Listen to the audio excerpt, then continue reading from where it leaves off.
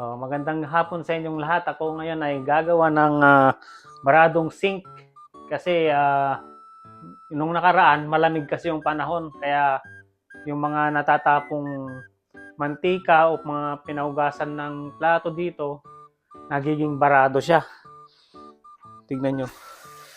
Pag naiipon yung tubig, mabagal siyang bumaba. O yan, bumabagal na siya. Mabagal na, tumataas na yung tubig dyan. Pumupunta na siya dito sa kabila. Yan, tignan nyo. Dumami na yung tubig. O yan. Nahihirapan siya. Pero ngayon, maganda na yung weather. +8 na sa labas. Kaya, tirahin na natin to. Ito ngayon ang tools na gagamitin natin. Ang importante, mayroon kayong ganito. Yung panundot ng tubo. Ito may lock ito. Nahihila siya. Mahaba to. Hanggang 25 feet. Pero hindi naman siguro aabot ng 25 feet yung susundutin natin. Tapos, may lock ito. Lock. Pwede mo siyang ikutin. Diba? Naikot siya. Tapos, mayroon tayong adjustable pliers. Pantanggal ko dun sa plug. Drill. Para ilagay natin dito. Kung gusto nyong mabilisan yung pag-ikot, lagay nyo to. Yan. Diba? Mabilis siya. Tapos, meron din tayong flashlight. Para makita natin yung saan tayo tatanggal. Meron tayong planggana pang lagay natin dito para yung tubig hindi matapon sa sahig. Tsaka meron din tayong pamunas. Okay. Umpisan na. Ito, ilaw ko, kakabit ko na siya rito para madali kong makita yung aking gagawin. Yan. Kaya pwede rin dito. Para makita natin mabuti. Paano ba yan? Hindi siya dumidikit. Ito na lang. Ito yung tatanggalin natin. Pero dito, hindi naman siya barado. Dito ko siya tatanggalin. Tanggalin ko yan. Kung may adjustable wrench kayo, pwede rin yun. Pero ito na yung mas madali, adjustable plier. Yan. Pag maluwag na siya, tanggalin mo lang siyang ganyan.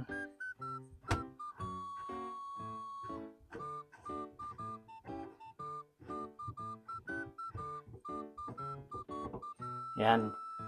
Lagay ko muna rito para hindi siya magkalat. Tignan nyo, marami siyang namumuong mantika. Diba? Yan ang giging sanhi ng pagbara ng mga pipe pag malamig. Ito ngayon, tutusukin na natin dito. Papasok natin dito. Yan. Mararamdaman mo siya kung titigil siya, nandun yung kanyang bara.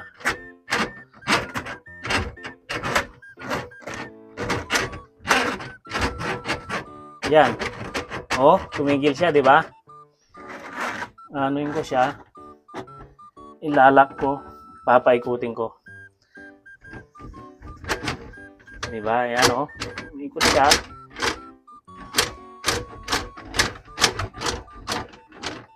Release. Tusok ulit.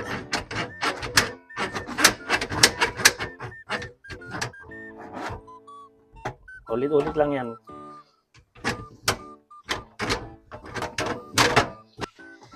Mahirap ko siyang paikutin. Ilalagay ko tong drill para mas mabilis.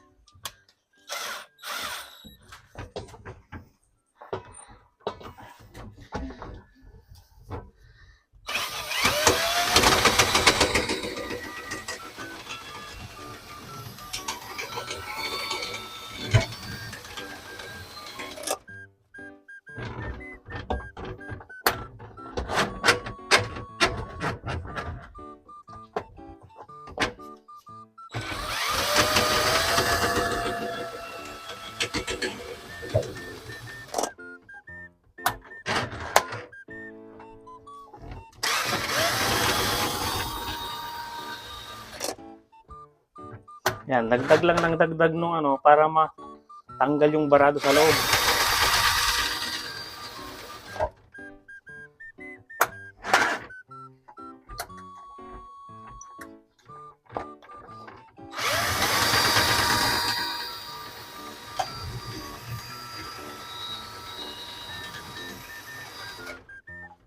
Yan. Check natin kung malambot na yung kanyang. O yan, dire-diretso na siya. O, tanggal na yung barado niyan. Yan, huhugutin ko na siya. Dahan-dahan. Gagamitan ko ng pamunas kasi mabaho yan. Pag ano, matatalsikan ka. Tanggalin ko muna itong drill.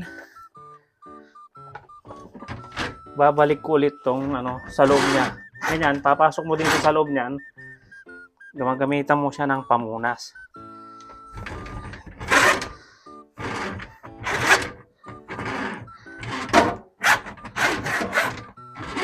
Habang pumasok ko,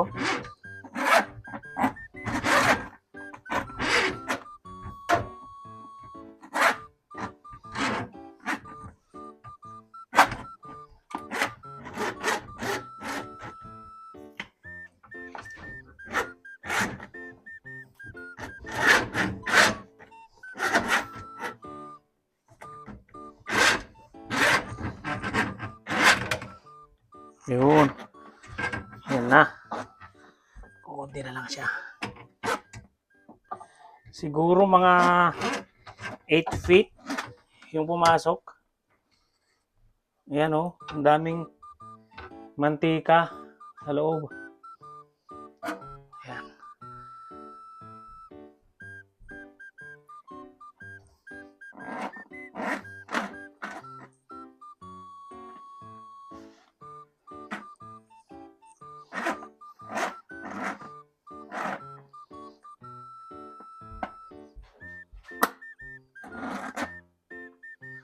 Ngayon, balik natin yung takip para testing natin kung dire-diretso na yung kanyang pagdaloy ng tubig pababa. Higpitan din natin para hindi siya nag-leak. Magli-leak kasi to pag ano.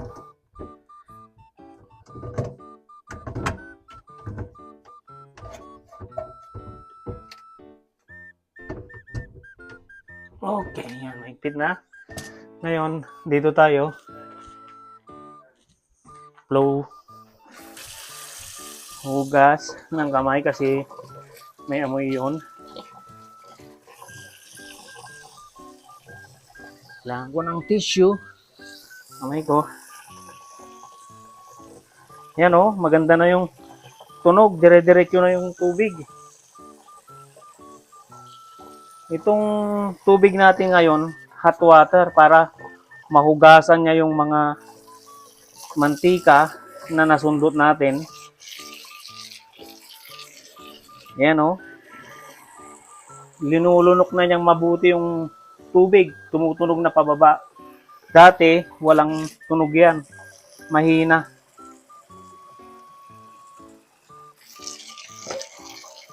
Okay.